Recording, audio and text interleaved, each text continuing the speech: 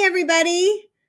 I am super excited to be here today. We're talking about how delegating outcomes grows everyone.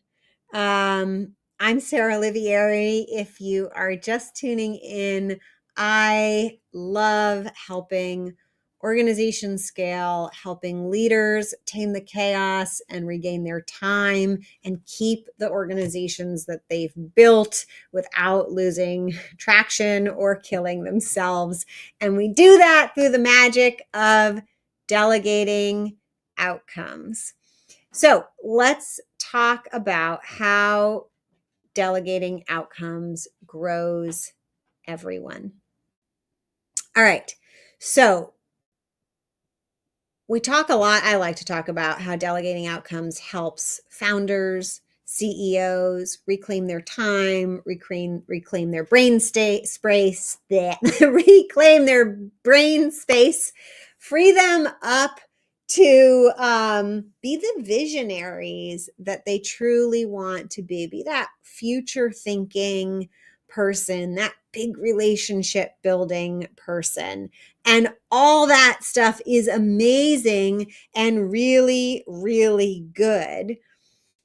But today I want to talk about how delegating outcomes is also really good for your team, that it means building, developing, growing, making a better job and a better life for everybody who works for you.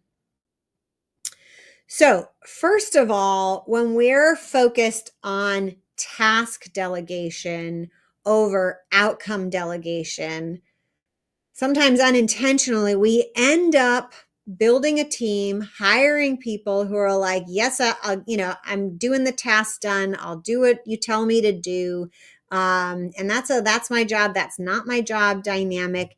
And honestly, you don't end up hiring A players. You don't end up hiring people who want to push the limits of excellence, who want to grow themselves. You get people who tend to get stuck in the weeds. So by not focusing on outcomes and instead primarily focusing on tasks, even if you're careful, you often end up growing a team that isn't likely to be able to own outcomes.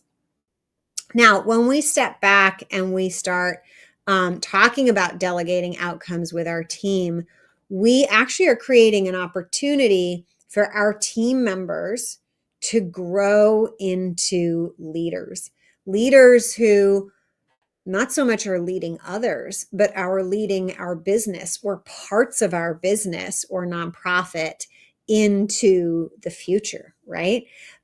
So I like to think of like, we don't want to be pushing our organizations or our businesses, and we don't really want to be pulling them either. We want to be, as CEOs and visionaries, kind of like trotting along into the future, and then have a whole coordinated team who are following along into the future as well on a slightly smoother path than we go as visionaries. As visionaries, we're like crazy zigzag runners, but the rest of our team, the rest of our organizations are coming along a smoother path, right? They're not going to take every turn that the visionary took.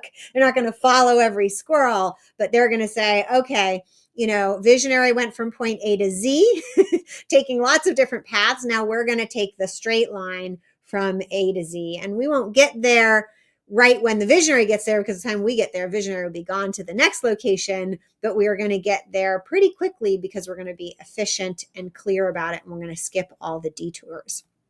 So that's why we actually build our current team into leaders, people who drive business, who drive programming forward, who drive impact forward, who drive revenue forward. We build that team, we encourage that team, and when needed, we hire that team. Also, when you get focused on delegating outcomes, you as the leader, as the prime CEO founder leader, you step back from leading of the doing, leading those, specific pieces of your organization. It gives you the freedom to focus on strategy, vision, and impact. And it gives your team the freedom to own pieces and feel empowered and actually be empowered. So you're becoming empowered and your team is becoming empowered as well. Owning outcomes challenges your team to think, grow, and build their leadership skills, to build their strategic thinking skills. So there's so many skills that get put into practice that are really high quality, high level, high performance skills when we get the whole team learning to become outcome focused. So this approach of delegating outcomes isn't just for you as the CEO. It's an approach that builds a culture of accountability and long-term capacity. I was just talking about this today with a client who's trying to really level up the quality of their organization's work. And when I mentioned, let's try to shift from a management where people are supervising other people and managing people to a team where everybody shows up and they are capable of managing themselves, and they're focused on managing activities, managing outcomes, managing results to move everything forward and in coordination with each other. And when I mentioned that, she's like, yes, let's do that. So delegating outcomes isn't just about taking work off your plate. It's about creating freedom for you and growth for your team. And that's how your whole organization moves forward. If you're thinking, yes, that's for me, Sarah, let's do this together, you can go to pivotground.com/application, fill out a quick form, tell me a little bit about yourself. We'll hop on a call together and see if we are a good fit to work together. Until next time, all the best.